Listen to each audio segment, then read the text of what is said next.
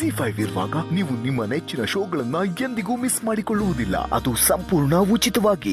ಊರಲ್ಲಿ ಮತ್ತೆ ಪುಷ್ಕರಣಿ ಉತ್ಸವ ನಡೆಯುವವರೆಗೂ ಅಲ್ಲಿಗೆ ಮೊಮ್ಮಗು ಬರಬಾರ್ದು ಅಂತ ನಮ್ಮ ಪುರೋಹಿತರು ಹೇಳಿದ್ದು ನಿಮಗೆ ಗೊತ್ತೇ ಇದೆ. ಆದರೆ ಏನು ಮಾಡೋದು, ಇಷ್ಟು ವರ್ಷ ಪುಷ್ಕರಣಿ ಉತ್ಸವಕ್ಕೆ ಮುಹೂರ್ತ ಕೂಡಿ ಬರಲಿಲ್ಲ. ಆದರೆ ಈಗ ಮುಹೂರ್ತ ಕೂಡಿ ಬಂದಿದೆ. ನಿಂತು ಹೋಗಿ ಜಾತ್ರೆ ಮತ್ತೆ ನಡೆಯುವಂಥ ಕಾಲ ಬಂದಿದೆ. ಅಂದರೆ ಈ ವರ್ಷ ಸಾಲಿಗ್ರಾಮದಲ್ಲಿ ಪುಷ್ಕರಣಿ ಉತ್ಸವ ನಡೀತಾ ಇದೆಯಾ? ಹೌದು.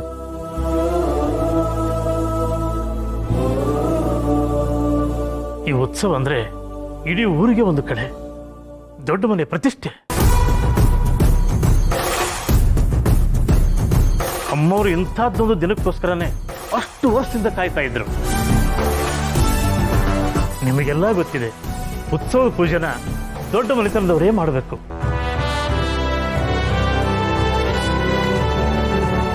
ಪುಷ್ಕರಣಿ ಕಳಸಾನೆ ಆ ವಂಶದ ಕುಡಿನೇ ಹೊರಬೇಕು. ಈಗ ವಂಶಕ್ಕಿರೋ ಒಂದೇ ಒಂದು ಕುಡಿ ಅಂದ್ರೆ ಅದು ಶ್ರಾವಣಿ.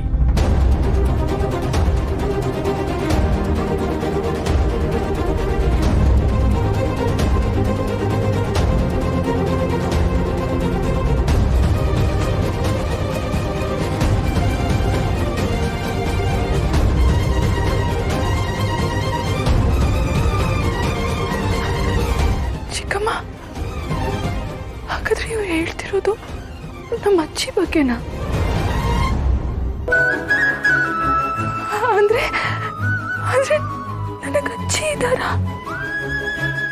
ಇವ್ರು ಹೇಳ್ತಿರೋದು ನಮ್ಮ ಅಜ್ಜಿ ಬಗ್ಗೆನಾ? ನಾನು ಅವ್ರ ಮೊಮ್ಮಗಳ?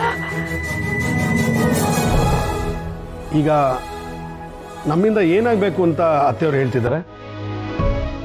ನೀವು ಕುಟುಂಬ ಸಮೇತರಾಗಿ ಶ್ರಾವಣಿಯಲ್ಲಿ ಕರ್ಕೊಂಡು ಸಾಲಿಗ್ರಾಮ ಬರಬೇಕು.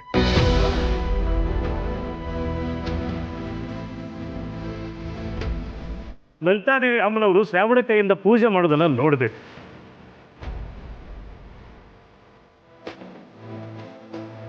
ಅದಕ್ಕೋಸ್ಕರ ಅವರೇ ಖುದ್ದಾಗಿ ನನ್ನ ಹತ್ರ ಹೇಳಿ ತಿಳಿಸಿದ್ದಾರೆ.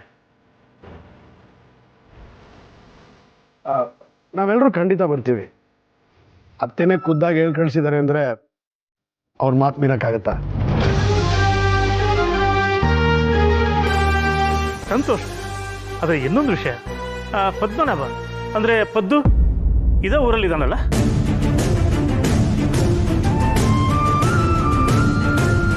ಹೌದು. ಅಮ್ಮವರು ಪದ್ದು ಕುಟುಂಬದವರನ್ನು ಉತ್ಸವಕ್ಕೆ ಮರೀದೇ ಕರ್ಕೊಂಡ್ಬರ್ಬೇಕು ಅಂತ ಹೇಳಿದ್ದಾರೆ. ಆಗಲಿ, ಖಂಡಿತ ಕರ್ಕೊಂಬರ್ತೀನಿ. ಅಮ್ಮವ್ರು ಕರೆದಿದ್ದಾರೆ ಅಂತ ಪದ್ದುಗೆ ಹೇಳಿ ನೀವೇ ಅವ್ರನ್ನ ಕರ್ಕೊಂಬನ್ನಿ. ಸರಿ. ಅಂದಾಗೆ ಶ್ರಾವಣಿ